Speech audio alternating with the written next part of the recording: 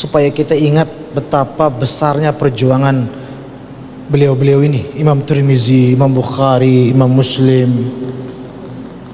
Besar perjuangannya menjaga sunnah Nabi. Sangat memprihatinkan, di akhir zaman ini bermunculan model-model manusia yang berani mengkritisi Imam Bukhari. Ada. Sayangnya ada. Kok bisa? Udah gitu yang mengkritisi ini la haula wala quwwata. Enggak tahu belajar di mana. Terus yang dikritisi apa? Yang dikritisi gini, seakan-akan kenapa sih harus sahih? Emang dia suci, katanya begitu. Imam Bukhari itu emang suci. Haula.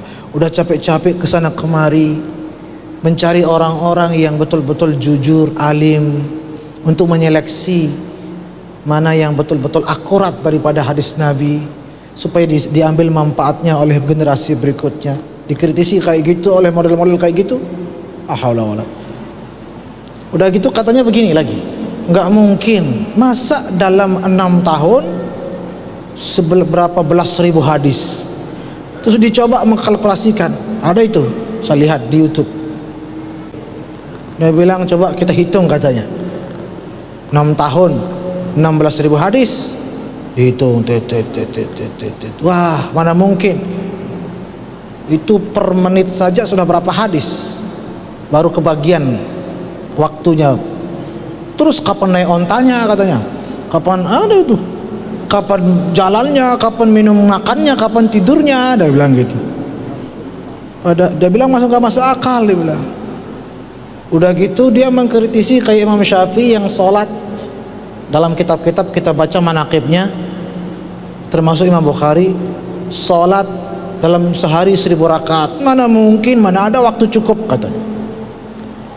Imam Bukhari khatam Quran sekian puluh kali dalam tidak mungkin, tidak masuk akal, katanya. Padahal perhitungannya bisa jadi salah. Dia menganggap setiap riwayat hadis satu orang,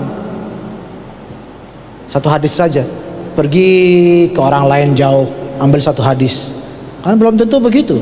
Bisa jadi dari satu guru bisa puluhan hadis. Dia nggak menghitung begitu. Terlepas dari itu, jangan lupa ada yang namanya barakatul waqt, ada keberkahan waktu. Orang-orang yang diberkahi waktunya, mungkin kita bisa pernah mengalami apa yang bisa kita lakukan. Ada hal-hal yang bisa kita lakukan dalam sehari, sementara orang lain bisa berminggu-minggu melakukan hal yang sama. Kan sering kita mengalami itu. Itu namanya keberkahan. Orang mengerjakan dalam satu pekerjaan lah, menghafal sesuatu. Ada yang sebulanan menghafal sejuz. Saya dulu alhamdulillah 2 hari 1 juz saya hafal. Bisa 2 hari 1 juz saya hafal baru. Mau bilang nggak masuk akal, itulah beda-beda orang. Apalagi kita bicara soal karamah, beliau-beliau ini ahli ibadah semua. Pasti waktunya diberikan oleh Allah berbeda.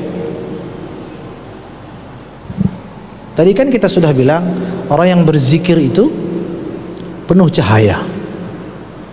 Penuh cahaya. Cahaya jangan disamakan dengan manusia. Kecepatan cahaya berapa per detik? Berapa per detik cahaya? Kecepatan cahaya. Yang ahli fisika di sini pasti paham maksud saya. Cahaya itu menembus waktu. Makanya seseorang kalau mencapai kecepatan cahaya, waktunya berhenti. Kan waktu itu tidak mutlak, dia bergantung pada kecepatan cahaya. Beliau-beliau ini penuh cahaya, maka jangan samakan waktunya seperti waktu kita. Kita sehari berlalu cepat. Beliau-beliau yang sehari itu bisa lama dan bisa melakukan banyak hal. Yang bisa khatam Quran berkali-kali, betul. Kenapa? Waktunya lebih dibentangkan oleh Allah, karena kecepatannya sudah tidak sama dengan kita. Bukan manusia biasa sudah. Ada yang namanya aulia, ada namanya karamah. Makanya Nabi Isra Mi'raj itu cahaya. Nggak ada. Itu ilmiah, sudah itu ilmiah. Dalam ilmu fisika itu dibenarkan, sudah diteliti. Sampai dikatakan contoh kereta yang lewat cepat itu, misalnya ini kereta lewat, saya di sini, ada kilat dua, sebelah sini satu, sebelah sini satu. Kita melihatnya yang di luar satu waktu, kilat itu dua-duanya. Tapi yang dalam kereta dia tidak melihat satu waktu, dia melihat dua kali. Pertama kali, habis itu yang kedua kali, di waktu yang berbeda. Dari sana kemudian para fisikawan, para ahli fisika mengatakan orang yang lebih cepat waktunya lebih lambat. Kan begitu, itu contoh. Itu kalau kita mau bahas secara ilmiah. Kalau kita baca kitab-kitab karamah-karamah, ada namanya ahlul khutwah. Sampai ada julukan begitu di dunia para wali. Ahlul khutwah itu ada jenis-jenis atau pangkat-pangkat kewalian yang satu langkah di Mekah, satu langkah di Madinah, satu langkah di Baghdad. Di Mesir ada namanya Syekh Ali Abu Shubbak, namanya begitu walinya, ada makamnya di Mesir, Syekh Ali Abu Shubbak. Shubbak itu artinya jendela. Kenapa dinamakan, dijuluki dengan Bapak Jendela? Karena beliau itu kan di Baghdad, mohon maaf, beliau di Mesir. Kalau mau ke gurunya Syekh Ahmad Rifai ada di Irak, tinggal keluar dari jendela itu langsung sampai Baghdad. Sampai dijuluki seperti itu, tinggal keluar dari jendela sampai Baghdad. Doraemon, masa Doraemon aja bisa, betul, masa para waliullah nggak bisa? Itu sampai dijuluki Syekh Ali Abu Shubbak namanya.